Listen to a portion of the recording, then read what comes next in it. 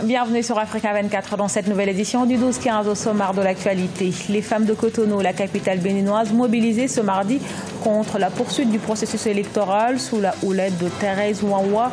Elles n'ont pas eu le temps de se lancer avant que la police ne débarque. Au Sénégal, le régime veut se passer de Premier ministre. Ce dimanche 7 avril, le président Macky Sall a nommé le premier gouvernement de son second mandat, une équipe de 32 ministres qui sera chargée de mener la réforme institutionnelle. Et le gouvernement camerounais envisage de réduire les importations. Pour ce faire, les autorités misent sur les petites et moyennes entreprises et la transformation locale de leurs produits. Mais tout d'abord, au Bénin, des femmes de Cotonou, la capitale, ont manifesté leur colère contre la situation sociopolitique du pays. Elles étaient une centaine ce mardi 9 avril 2019 devant la Bourse du Travail sous la houlette de l'activiste Thérèse Ouaoua. Elles protestaient contre la poursuite du processus électoral, mais c'était sans compter sur les forces de l'ordre. La police déployée sur les lieux a procédé à des arrestations, dont celle de l'activiste des droits de l'homme Thérèse Ouaoua, que je vous propose d'écouter. Nous sommes en train de vouloir marcher parce que nous avons faim. Le peuple a faim. Les femmes sont fatiguées. Aujourd'hui, on nous prive des libertés. On prend des lois scélérates contre la jeunesse, contre les pauvres et contre les travailleurs. On en a marre. Conformément à la Constitution en Algérie, Abdelkader Ben Salah a été nommé ce mardi 9 avril président par intérim pour 90 jours. Jusqu'alors président du Conseil de la Nation, la Chambre haute algérienne, le nouvel homme fort est désormais chargé d'organiser une nouvelle élection présidentielle. Toutefois, cette décision va à l'encontre de ce que réclament les Algériens qui continuent massivement à manifester pour réclamer le départ de l'ensemble du système de l'ex-président Abdelaziz Bouteflika, dont Abdelkader Ben Salah est issu. Au Sénégal, le président Macky Sall a nommé le gouvernement ce dimanche 7 avril. La nouvelle équipe compte 32 ministres. Elle sera bientôt dépourvue d'un premier ministre. En effet, l'exécutif a prévu à terme de supprimer la fonction, et ce, afin de garantir l'efficacité des réformes pour le nouveau quinquennat du président Macky Sall. Aminedji. Le nouveau gouvernement du président Macky Sall a été constitué dimanche 7 avril 2019. Une nouvelle équipe de 32 ministres avec à la clé un projet de suppression du poste de Premier ministre annoncé. La réforme qui sera étudiée par le Parlement traduit selon la présidence une volonté de rendre plus efficace ce nouveau quinquennat. Ça, je pense, c'est une explication officielle.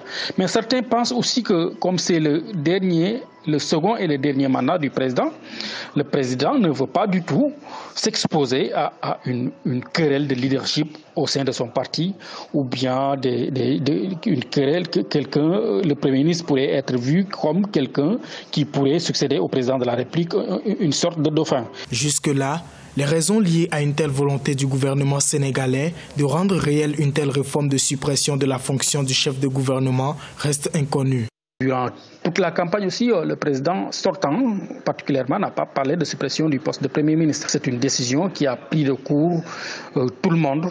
Donc l'incidence sur la classe politique, cela veut dire que l'opposition devrait avoir quelques soucis, peut-être. Compté parmi les États faisant figure de modèle démocratique en Afrique, le Sénégal s'était déjà passé de Premier ministre dans les années 60 sous la présidence du feu président Léopold Sédar Senghor et au début des années 80 sous le président Abdou Diouf. 25 ans après le génocide, le Rwanda se souvient. Ce 7 avril a débuté les festivités de commémoration ouvertes par le président Paul Kagame. Elles vont durer 100 jours, comme la durée de la tuerie qui a coûté la vie à au moins 800 000 personnes. Reportage de notre correspondant à Kigali, Fratanda Kiaisang. C'est par le dépôt des gerbes de fleurs sur les tombes du site mémorial du génocide de Kigali qu'ont débuté les cérémonies de commémoration du génocide commis contre les Tutsis au Rwanda en 1994. Par la suite, le président rwandais Paul Kagame, son épouse et le président de la Commission africaine et celui de la Commission européenne ont rallumé la flamme du souvenir. Nos corps et nos esprits portent des cicatrices. Mais aucun d'entre nous n'est seul. Ensemble, nous avons retissé notre unité autrefois déchirée et nous en avons fait une nouvelle tapisserie. Au centre des conventions de Kigali, les discours s'enchaînent. Des hautes personnalités témoignent de leur sympathie avec les Rwandais, mais surtout dénoncent le silence et l'échec de la communauté internationale face à l'extermination d'une partie de la population rwandaise. Pour plusieurs experts, bien qu'il ait éclaté en 1994, le génocide avait débuté bien avant. Aujourd'hui, nous commémorons le génocide commis il y a 25 ans. Mais en réalité, les tueries ciblées visant les Tutsis datent de 1959, ce qui signifie que maintenant, en 2019, nous nous souvenons aussi de ces premiers massacres génocidaires commis il y a 60 ans, lesquels sont les pionniers de l'extermination des Tutsis en 1994. Parmi les activités ayant marqué la 25e commémoration ce 7 avril, une marche de souvenirs effectuée par des jeunes Rwandais et dirigée par le président Paul Kagame en compagnie des invités d'honneur. Les activités de mémoire devront se poursuivre pendant 3 mois jusqu'au mois de juillet 2019. Dans le cadre de la lutte contre la vie chère, le gouvernement camerounais envisage de réduire les importations. Pour y parvenir, le pays mise sur les petites et moyennes entreprises locales et la transformation de leurs produits. Toutefois, l'accès au financement demeure encore un frein pour les PME. Reportage de notre correspondante Viviane Bauken. Le tissu agro-industriel du Cameroun est passé de 764 à 2564 entreprises entre 2011 et 2018. Des entités qui contribuent à hauteur de 28% dans le secteur secondaire, d'où l'urgence pour le gouvernement de promouvoir leurs activités afin de réduire considérablement les importations des denrées alimentaires. Il faut permettre au secteur privé, qui est cet acteur ô combien important pour la création des emplois, de pouvoir jouer pleinement son rôle dans la croissance économique et bien entendu une croissance inclusive qui permettrait de redistribuer ces fruits à travers des millions, j'allais dire des millions d'emplois qui naturellement finiraient par améliorer la qualité de vie des Camerounais. Selon les experts, compter sur la PME implique la valorisation de la matière première d'origine agricole, un sésame qui reste indisponible du fait de l'insuffisance des infrastructures de transport et l'épineux problème de l'accès au financement. Chez nous, ça ne marche pas parce que on connaît les problèmes de toutes les PME dans le monde. Les PME dans le monde ont les mêmes problèmes. Lorsqu'on vous dit, par exemple, au Cameroun, on vous dit que les PME n'ont pas de garantie, mais il n'existe pas de pays dans le monde où les PME ont des garanties.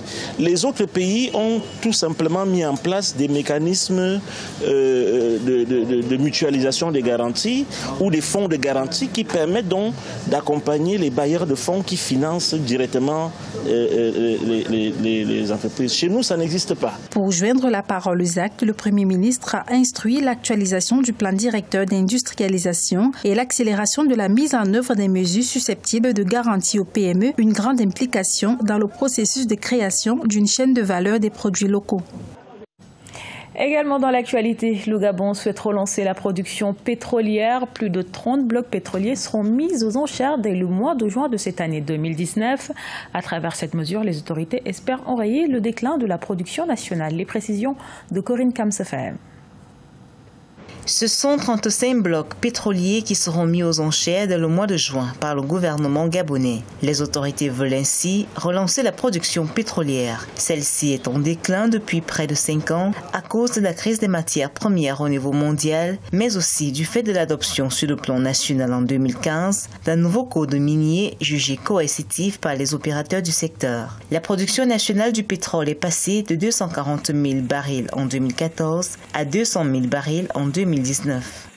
Pour le mois de juin, nous allons lancer un appel d'offres qui va permettre à ces investisseurs de pouvoir venir au Gabon, explorer notre bassin sédimentaire, parce qu'il faut comprendre que sans exploration, il n'y a pas de découverte. Selon les autorités, toutes les compagnies pétrolières présentes dans le pays ont arrêté tous les investissements dans le secteur pétrolier depuis 2014. Ainsi, pour mener à bien cette vente aux enchères, le Gabon a lancé dès 2018 des campagnes sur les principales places pétrolières du monde.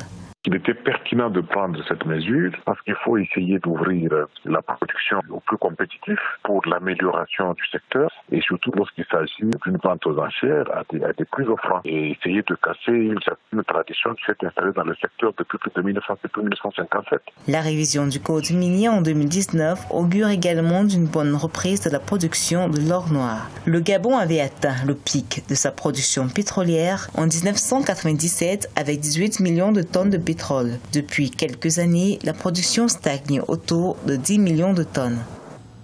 Ce journal a été réalisé par l'ensemble de la rédaction. Merci pour votre fidélité. Retrouvez dans un instant une nouvelle édition de l'actualité sur Africa 24.